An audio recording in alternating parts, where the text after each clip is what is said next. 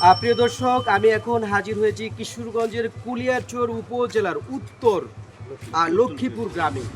এই এলাকায় এটি হচ্ছে ৩ নং ওয়ার্ড, যেখানে আমি অবস্থান করছি। এখানে একটি নৃশংস হত্যাকাণ্ডের মতো ঘটনা ঘটে গেছে গতকাল শুক্রবার সন্ধ্যা নাগাদ, যেমনটা এলাকাবাসী বলছেন। আসলে আমি যতটুকু জানি ওই ছেলেটা ওই দিকে জাফরাবাদ থেকে আসার পথে মানে ভ্যান গাড়ির মধ্যে ডিম ছিল, ডিমের পিছে ও বসা ছিল। তো বর্ষারা কিছু কিশোর গ্যাংয়ের পোলাফান আছে, ওরা খুব উশৃঙ্খল আগের থেকে। তো তারা উদ্বেগে বসেছিল যে ছেলেটাকে পরিকল্পিতভাবে হত্যা করা হয়েছে।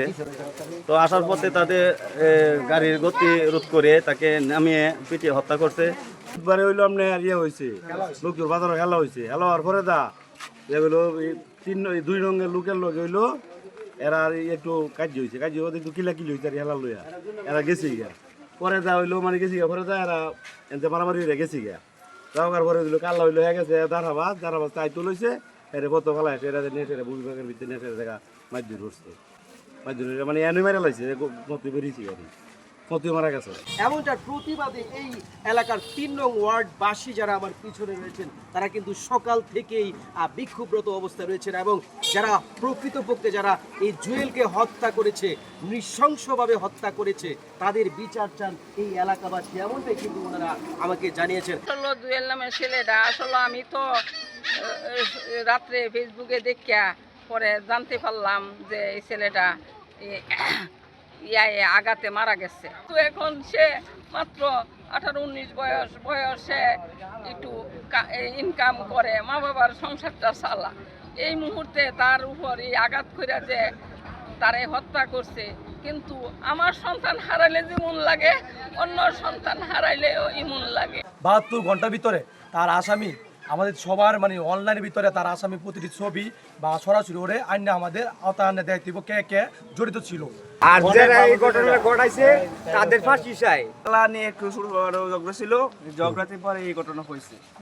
পরে আমার বাইক নিয়ে আসছিল, গেছিল এদিকে ডিমের ক্যারেট লইয়া মনে হয়।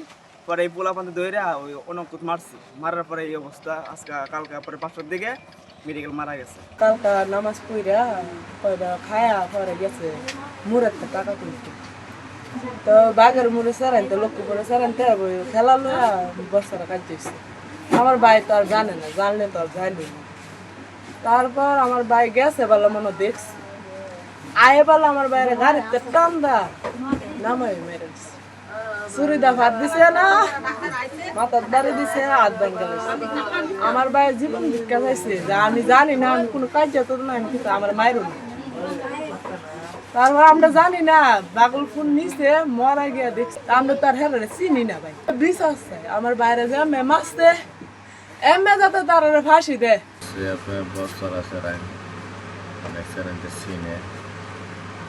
আর আমিও 2-1 ছিল। এবং যারা প্রকৃতপক্ষে যারা এই জুয়েলকে হত্যা করেছে, নৃশংসভাবে হত্যা করেছে, তাদের বিচার চান এই এলাকাবাসী, এমনটাই কিন্তু ওনারা আমাকে জানিয়েছেন। এবং ওনারা যেমনটা বলেছেন যে বৃহস্পতিবারের দিকে একটা খেলা সংগঠিত হয়েছিল, একটা খেলাকে কেন্দ্র করে বরচারা নামক এক গ্রামের সাথে মূলত লক্ষ্মীপুরের ছেলেদের একটা বাকবিতণ্ডা, কথা কাটাকাটির জের হয়। সেই ঘটনার সূত্রপাত ধরেই এবং ওনারা যেমনটা বলছেন, জুয়েল আদৌ সেই খেলায় অংশগ্রহণ করেনি এবং সেই দ্বন্দ্ব বা ঝগড়ার সাথে জড়িত ছিল না। তারপরেও সে ওখান দিয়ে আসার সময় কিন্তু তার উপরে নৃশংসভাবে হত্যাকাণ্ডে স্বীকার করে এই জুয়েলকে। এবং তার বিচারের জন্য আজকে এই যে দেখেন, তার বিচারের জন্য এই 3 নং ওয়ার্ডবাসী, বিশেষ করে এখানকার যে ইউপি সদস্য, তিনিও কিন্তু এখানে রয়েছেন, তারা কিন্তু বিচার চান। এবং আবারও বলছি, অতি দরিদ্র পরিবারের একটি ছেলে হচ্ছে জুয়েল। আমার নাম মোস্তফা কামাল কাজল, প্যানেল চেয়ারম্যান গৌরী আব্দুল করিম পরিষদ, কুলিয়াচর কিশোরগঞ্জ। যে কিছুদিনের গতকাল কাজে একটা অনাকাঙ্ক্ষিত ঘটনা ঘটছে, যে খেলাধুলা খেলতে করি। আমি আশা করি যারা এই অপরাধটা করছে তাদেরকে দৃষ্টান্তমূলক শাস্তি হোক। আর এক্ষেত্রে যেন নিরপরাধ যারা আছে তারা যেন নিরাপদ থাকে। দ্বিতীয় কথা হইল যে গৌরী আব্দুল ইউনিয়নে খেলাধুলা কেন্দ্র করে যে অনাকাঙ্ক্ষিত ঘটনা করছি, যে ভবিষ্যতে যেন আর এমন ধরনের ঘটনা না ঘটে, অভিভাবক যারা আছে তাদেরকে সজাগতা আকর্ষণ করছে। এই জুয়েল হত্যাকাণ্ডের মতো ঘটনা যেন বাংলাদেশের কোনো এলাকায় বাংলাদেশের কোনো অঞ্চলে যেন এইভাবে কোনো মায়ের বুক, কোনো বাবার বুক, কোনো ভাইয়ের কোল যেন খালি না হয়, কোনো গ্রামবাসীকে যেন হাহাকার করতে না হয়, এবং খেলাধুলার মতো ছোট্ট ঘটনাকে কেন্দ্র করে যেন কোনো গ্রামে এই ধরনের নৃশংস ঘটনা না ঘটে, এমনই প্রত্যাশা করছেন এই গ্রামের মানুষজন।